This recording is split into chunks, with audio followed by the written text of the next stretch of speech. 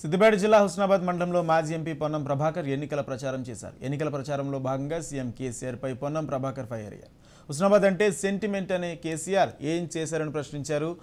గౌరెల్లి ప్రాజెక్టును కేసీఆర్ ఎందుకు పూర్తి చేయలేదని పొన్నం ప్రభాకర్ మండిపడ్డారు. కాంగ్రెస్ హయాంలో కట్టిన ప్రాజెక్టులు ఉక్కులా ఉన్నాయన్న పొన్నం కేసీఆర్ కట్టిన ప్రాజెక్టులు కుంగిపోతున్నాయని విమర్శించారు.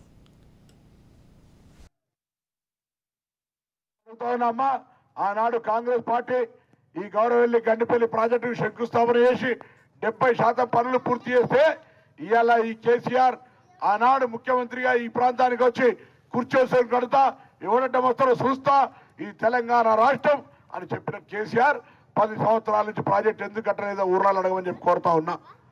అటువంటి శాసనసభ్యుడు కానీ ముఖ్యమంత్రి కూర్చోసుకొని కడతాని కట్టనటువంటి వ్యవస్థలో ఇలా కాంగ్రెస్ పార్టీ ఒక్కసారి ఆలోచన చేయండి.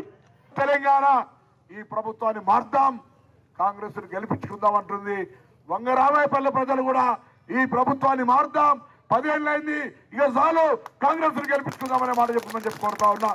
ఇప్పటికే 60,000 కోట్ల అప్పు 6 లక్షల కోట్లు అయింది.